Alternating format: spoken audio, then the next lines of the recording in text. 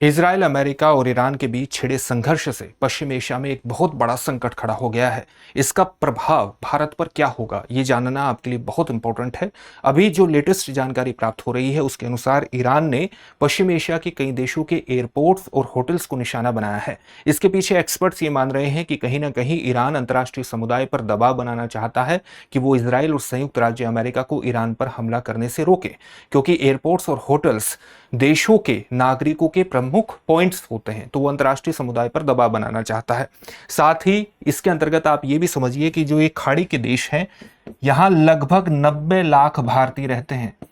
न केवल यहां पर 90 लाख भारतीय रहते हैं, बल्कि 10,000 भारतीय ईरान में भी रहते हैं, और जिसमें छात्र भी शामिल हैं। इसके अलावा इजराइल में भी लगभग 41,000 भारतीय निवास करते हैं। तो आने वाले समय में भारत सरकार द्वारा आपको कोई ऑपरेशन देखने को मिल सकता है, जहां पर इस संकट वाले क्षेत्र से भारतीय नागरिकों को सुरक्षित निकालने के लिए भारत सरकार कोई ऑपरेशन शुरू करे। तो भारत पर पहला प्रभाव तो यही है कि भारत अपने नागरिकों की सुरक्षा करने के लिए कोई कदम तेजी से उठाएगा और उसे उठाना भी चाहिए। दूसरा प्रभाव भारत पर क्या हो सकता है? दूसरा प्रभाव भारत के बाजार को अस्थिर करने की ताकत रखता है। किस तरह से अस्थिर करने की ताकत रखता है उसको हम जानेंगे, लेकिन उससे पहले इस बात को ध्यान में रखिएगा, अगर आप अपनी आईएएस की प्रीलिम्स और मेंस की तैयारी साथ साथ कर रहे हैं, तो दृष्टि संस्थान आपके लिए एक बेहतर कोर्स लेकर के आया है, और वो कोर्स है IAS GS foundation live online course.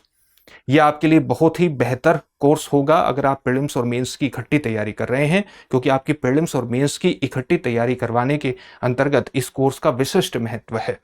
आप देखेंगे कि ये क्लासरूम से ही लाइव होगा, हिंदी और अंग्रेजी दोनों माध्यमों में होगा। संपूर्ण तैयारी आपकी करवा देगा प्रीलिम्स और मेंस की इसके अंतर्गत, और एक क्लास को आप जितनी बार चाहें उतनी बार देख सकते हैं 3 वर्षों तक।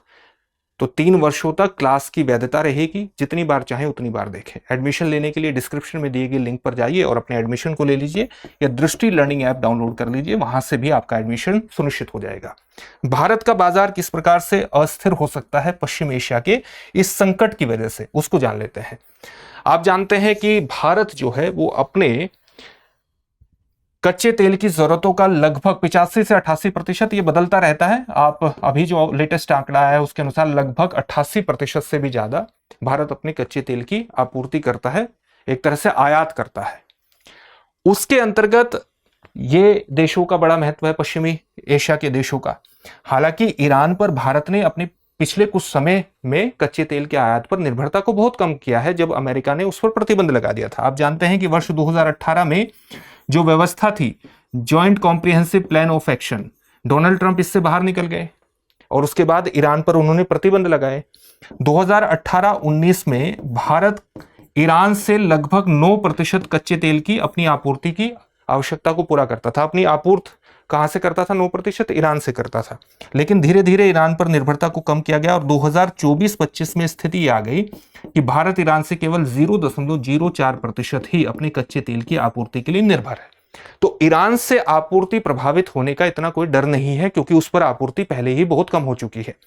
लेकिन भारत के सबसे बड़े आपूर्तिकर्ताओं में कौन शामिल है? इराक भी शामिल है, सऊदी अरब भी शामिल है।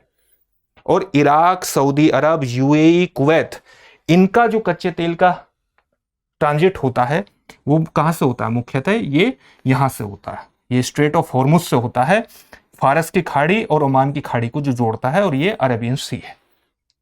इसके अलावा अगर आप यहां से देखेंगे, ये जो स्ट्रेट ऑफ हॉर्मुज है, ये वैश्विक जो लिक्विड पेट्रोलियम का ट्रांजिट होता है, लिक्विड पेट्रोलियम उत्पाद है, तो उसके वैश्विक स्तर पर 20 से 25% ट्रांजिट के लिए जिम्मेदार है।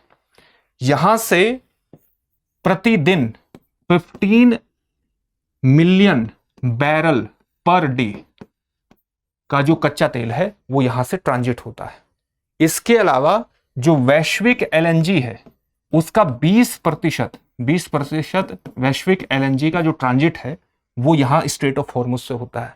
इसलिए इस संकट से अगर ईरान ने यहां के आवागमन को प्रभावित किया या इस पर कब्जा किया, तो इससे होगा क्या कि ये पूरा आवागमन प्रभावित हो जाएगा। भारत क्या करता है कि भारत अपनी लगभग 40% कच्चे तेल की आवश्यकताओं की पूर्ति यहां से करता है। खाड़ी के देशों से करता है। तो भारत की आपूर्ति अगर प्रभावित होगी तो उसका ऊर्जा संकट बढ़ जाएगा निश्चित रूप से। इसके अलावा इस संकट की वजह से अंतर्राष्ट्रीय मार्केट में कच्चे तेल की कीमतें ऊपर जा सकती हैं। किस प्रकार से ऊपर जा सकती हैं? जैसे जब फरवरी 2022 में यूक्रेन पर रशिया ने हमला किया तो कच्चे तेल की कीमत, जो बेंचमार्क ब्रेंट क्रूड है, उसकी कीमत $130 पर बैरल पर पहुंच गई थी, पर बैरल पर पहुंच गई, $130 पर बैरल पर। अभी शुक्रवार वाले दिन यानी इस हमले से पहले दिन आप देखेंगे कि कच्चे तेल की कीमतें $72 पर बैरल पर पहुंची, जो कि 7 महीने का उच्च स्तर है। भारत प्रतिवर्ष 2 अरब बैरल कच्चे तेल का आयात करता है। अगर कच्चे तेल की कीमत में केवल $1 पर बैरल की बढ़ोतरी होती है तो भारत का जो सालाना बजट है उस पर $2 बिलियन का प्रभाव पड़ता है। इसलिए अगर आप देखेंगे कि कच्चे तेल की अंतर्राष्ट्रीय कीमत में बढ़ोतरी होती है तो यह भारत के करंट अकाउंट डेफिसिट को बढ़ाने में और अंततः फिस्कल डेफिसिट को बढ़ाने में विशिष्ट भूमिका का निर्वहन करेगा। इतना ही नहीं, भारत की मार्केट को यह अस्थिर कर सकता है। डॉलर की जो रुपये की कीमत है, रुपये की वैल्यू जो है वो और ज्यादा गिर सकती है और इसका निश्चित रूप से प्रभाव भारत के मार्केट पर भी होगा। तो ये सबसे बड़े प्रभाव में शामिल है। एक और प्रभाव क्या हो सकता है? एक और प्रभाव यह होगा कि चाबहार पोर्ट को भारत मध्य एशिया और अफगानिस्तान तक अपनी पहुंच को एस्टेब्लिश करने के लिए, ये जो ईरान का चाबहार पोर्ट है इसको भारत विकसित कर रहा है ताकि पाकिस्तान को बाईपास करके ईरान और मध्य एशिया तक अपनी पहुंच को बना सके। अब ये परियोजना भी खतरे में पड़ गई है क्योंकि ईरान में किस तरह का परिवर्तन आता है, किस तरह के परिवर्तन की पृष्ठभूमि का निर्माण होता है, वहां कौन सी सरकार आती है, उसका रवैया क्या रहता है, ये बहुत डिपेंड करता है। और ये बहुत डिपेंड करता है तो अफगानिस्तान और मध्य एशिया तक पहुंचने का ये जो वैकल्पिक मार्ग परियोजना है भारत की, ये प्रभावित हो सकती है। तो इसका प्रभाव तो निश्चित रूप से भारत पर पड़ेगा। साथ ही आप ये भी जानते हैं कि चाहे इजराइल हो चाहे अमेरिका हो, ये भारत के स्ट्रेटेजिक पार्टनर है। रशिया भी भारत का स्ट्रेटेजिक पार्टनर है। ईरान के सहयोगी चीन और रशिया है। तो भारत इन सभी देशों के साथ, चीन, Russia, Israel, United states of America, Iran और खाड़ी के देशों के साथ किस प्रकार से बैलेंस बना करके चलता है, वो बहुत बड़ा चैलेंज होगा भारत की कूटनीति के लिए। तो ये सारे प्रभाव भारत पर देखे जा सकते हैं। अब इससे जुड़े हुए एक प्रश्न को भी देख लेते हैं। प्रश्न क्या होगा? ईरान की सीमा निम्नलिखित में से किस देश के साथ नहीं लगती है?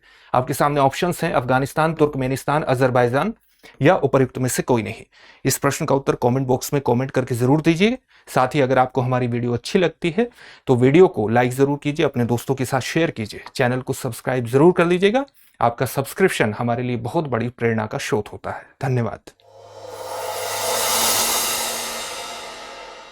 अब एग्जाम की तैयारी को और बेहतर करने के लिए हमारे चैनल को लाइक, शेयर और सब्सक्राइब करना ना भूलें।